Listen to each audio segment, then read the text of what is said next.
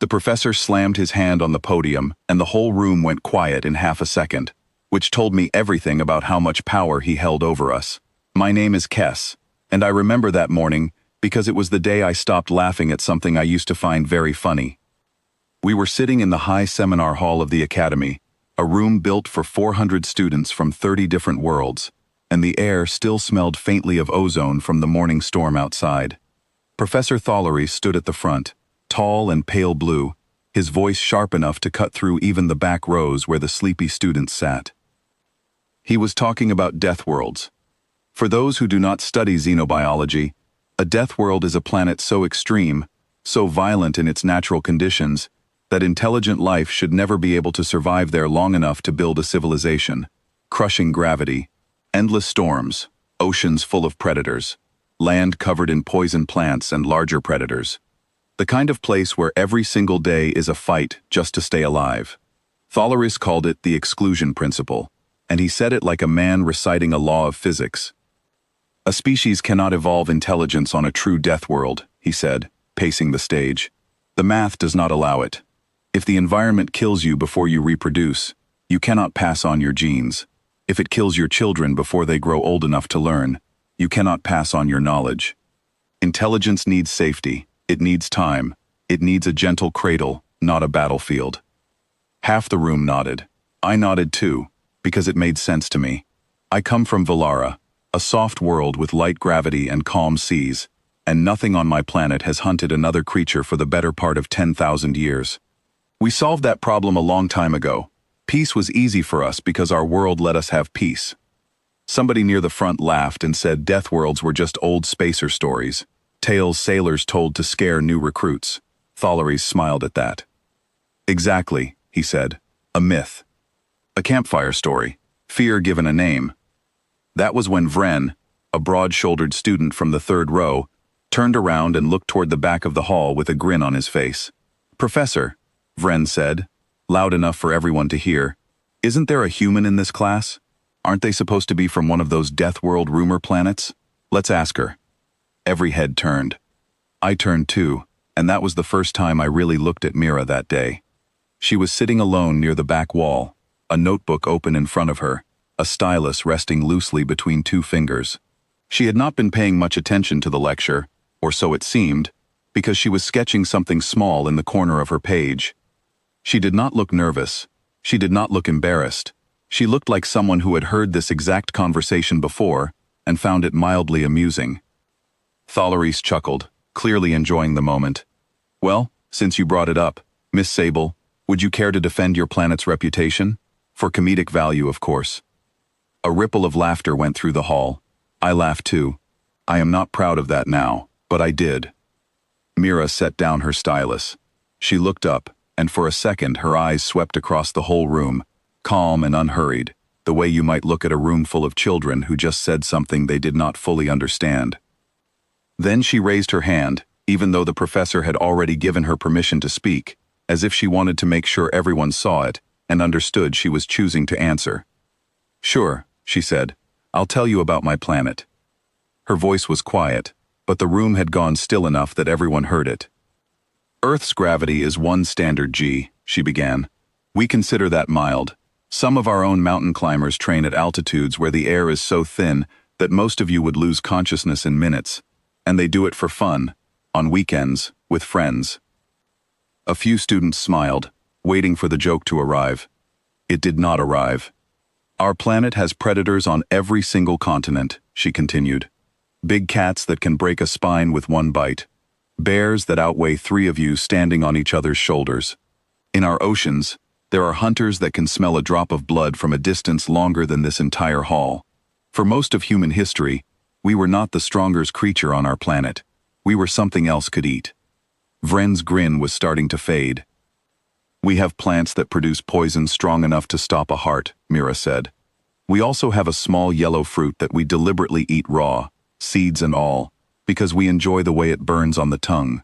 We drink a bitter black liquid every morning that is mildly toxic in large amounts, just to feel more awake.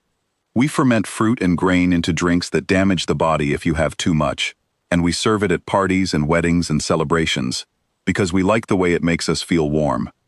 Somebody near me whispered, "That cannot be true," but nobody laughed anymore. "Our weather tries to kill us on a regular basis," she went on. "We have storms so strong they can lift a house off the ground and carry it a kilometer away. We have fires that can burn across a forest the size of a small country. We have seasons where the temperature drops low enough to freeze skin in minutes, and other seasons where the heat alone can be fatal if you stand outside too long without water. Every single year, these things happen somewhere on our planet, and every single year, we clean up, rebuild, and keep living there." Thalaris had stopped pacing. He was standing very still now, one hand resting on the edge of the podium, watching her the way you watch something you are not sure you understand yet. "You said intelligence needs a gentle cradle," Mira said, turning her gaze toward him. "Professor, respectfully, I think that is backwards. Our planet was never gentle. It never gave us a single inch that we did not take for ourselves." I felt something shift in my chest, a small cold feeling I did not have a name for yet. "Let me tell you what we did with all of that," she said. "There was a time, tens of thousands of years ago, when our ancestors were smaller, slower, and weaker than almost every large predator around them. No claws worth mentioning, no natural armor, no poison of our own, just soft skin, clever hands, and a mind that would not stop solving problems." She paused for a moment, and in that pause, the entire hall seemed to hold its breath. "By the time those predators disappeared from most of our world, it was not because the climate changed and wiped them out on its own," she said. "It was because we outcompeted them. Unarmed, at first. No metal, no machines, nothing but sharpened sticks and stone, and the ability to plan 5 steps ahead of a creature that could only think 1 step at a time. We did not have to be stronger than the lion. We only had to be smarter for longer than the lion could stay patient." I heard someone near the front make a small sound, almost a gasp, quickly swallowed. "That is not the part that should surprise you the most," Mira said. "Here is the part that should. Human babies are born earlier than almost every other intelligent species that we know of, including several of you sitting in this room. Our infants cannot walk for almost a year after birth. They cannot fully care for themselves for over a decade. Our bodies simply cannot carry a baby to the same stage of development that other species reach before birth, because our heads and our brains grew too large for our own bodies to safely deliver them any later." She let that sink in before continuing.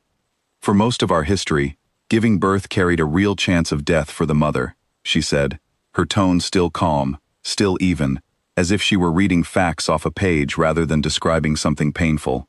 "And knowing that, generation after generation, our mothers still chose to have children, they still raised them in the middle of storms and famines and hungry predators, and diseases we did not understand yet. That is not a footnote in our history. That is the normal state of things for almost all of it." Nobody in the hall was laughing now. Nobody was even whispering. "You said a creature cannot pass on knowledge if the environment kills its children before they can learn," Mira said, looking directly at Thalaris. "We lost so many children, Professor. So many. And we kept teaching the ones who survived everything we had learned, and then those children grew up and taught their own children even more, and slowly, across thousands of generations, all of that hard-won knowledge piled higher and higher, until it turned into medicine, and writing, and eventually into ships that could leave the planet that tried so hard to keep us small." She closed her notebook gently, as if she had said everything she needed to say, then opened it again, like she remembered one more thing. "Oh, and one of the largest predators on our planet," she added, almost as an afterthought. "We tamed one of its close relatives. Not for food, not for defense mostly. We invited it into our homes. It sleeps on our beds now. We call it a dog, and we love it like family." A soft, disbelieving laugh escaped from someone near the middle of the hall, but this laugh was different from the ones before. It sounded like relief, like the tension in the room needed somewhere to go. Thalaris cleared his throat. I could see him trying to gather himself, trying to find his way back to the confident tone he had used at the start of the lecture. "That is an interesting account," he said carefully. "But surely you are exaggerating for effect. No civilization could function under that much constant danger. There would be no stability, no structure, no science." Mira tilted her head slightly. the way someone does when they are deciding how kind to be with their next sentence. "Professor, may I ask you something instead?" she said. He hesitated, then nodded. "How many of your ancestors, going back as far as you can trace, died from something that could have been prevented on a calmer world? An accident, a disease, a bad harvest?" Thalaris opened his mouth, then closed it again. "I do not know the exact number for my own family," Mira said, "but I know it is not small. And I know that every single one of my ancestors who survived long enough to have children is a small miracle, stacked on top of 1,000 other small miracles. That is not a flaw in our history. That is the entire reason we are as capable as we are today. Every single trait you find impressive about humans exists because our planet spent millions of years testing us, and only the ones who could adapt fast enough got to keep going." She looked around the room slowly, meeting eyes here and there, mine included, and I felt a strange chill when her gaze passed over me, not because she seemed threatening, but because I suddenly understood I was looking at someone who had never once, in her entire life, been able to fully relax the way I relaxed every single day on Valara. "You built your exclusion principle around one idea," she said, turning back to Thalaris. "You assumed that danger prevents intelligence from forming. I would like to offer you a different idea, if you are willing to hear it." He nodded, and this time, there was no confidence left in the gesture, only genuine curiosity. "Danger does not prevent intelligence," Mira said. "It shapes it. It decides what kind of intelligence survives long enough to matter. A gentle world like Valara can raise a mind that is calm, cooperative, patient, and wise, because it never had to fight for every single resource it needed. A world like Earth raises something different, something that had to be endlessly creative, endlessly stubborn, endlessly willing to try again after failure, because failure on our planet was rarely gentle and rarely forgiving." I found myself nodding slowly, even though a small part of me wanted to argue, wanted to defend the comfortable version of the universe I had grown up believing in. "You keep asking how anything could possibly live on a death world," Mira said, and her voice dropped just slightly, just enough to make every single person in that hall lean forward without realizing they were doing it. "Nobody ever stops to ask what a death world actually raises. What kind of mind comes out the other side of that many generations of pressure? What kind of patience? What kind of stubbornness? What kind of quiet resilience gets built into a species when giving up was never an option, not for one single day, not for one single year, not for the entire length of its history?" The hall was completely silent now. Even the professor said nothing. "We are not proud of how hard our planet was on us," Mira said, softer now. "I am not standing here bragging about survival like it is some kind of trophy. I am telling you because you laughed a moment ago, and I understood why you laughed. From where you are sitting, on a world that gave you peace early and kept it, the idea of a death world probably does sound like a story, a myth, a tall tale from old spacers trying to sound brave." She looked down at her notebook for a moment, then back up. "But I grew up on one," she said. "And so did everyone I love. My parents did. Their parents did. Every single person in my family tree, stretching back as far as anyone has ever recorded, grew up on a planet that never once promised them safety. And somehow, across all of that time, we still built cities. We still wrote music. We still fell in love and raised children, and looked up at the night sky, and wondered what was out there, the exact same way you probably did on your own gentle little world." Thalaris finally spoke, and his voice had lost every trace of the sharp confidence from earlier. "Miss Sable," he said slowly, "I believe I owe you, and this class, a correction to today's lecture." Mira smiled, a small, tired, honest smile. "You do not owe me anything, Professor," she said. "You just asked the wrong question. You asked how a species could survive that much danger. The better question is, what that danger builds inside the ones who make it through. Patience that does not break. Creativity that does not run out of ideas. A refusal to accept that something is impossible just because it looks difficult. Those are not weaknesses. On my planet, they were requirements." For a long moment, nobody moved. Then, quietly, from somewhere near the front, a single student began to clap. Another joined, then another, until most of the hall was clapping, Not loudly, not dramatically, but steadily. The kind of applause that comes from people who genuinely changed their mind about something in the space of a few short minutes. I did not clap right away. I sat there instead, thinking about my own soft, gentle home, about the calm seas and the quiet forests, and the peace that had come to us so easily that we never had to earn it the way Mira's people had. I thought about how strange it must be to look at a sky full of dangers your entire life and still choose, every single day, to keep going anyway. After class ended, most students filed out talking quietly among themselves, glancing back toward Mira with a new kind of respect on their faces. I stayed behind for a moment, gathering my things slowly, and found myself walking out beside her instead of ahead of her, which I had never done before. That was a lot to share, I said, not quite sure how to start the conversation. She shrugged, the same easy shrug she had given the whole class earlier. It is just history to me, she said. I do not think about it as something dramatic. It is just where I am from. I laughed earlier, I admitted, when Vren asked you to speak. I am sorry for that. She glanced at me, and there was no anger in her expression at all, only a kind of gentle understanding. You laughed because you have never had a reason not to trust the world around you, she said. That is not something to apologize for, Kess. That is something to be grateful for. I mean that. We walked in silence for a moment, the corridor lights humming softly above us. Do you ever wish your planet had been easier? I asked, before I could stop myself. Calmer, like mine? She considered the question for a long moment before answering.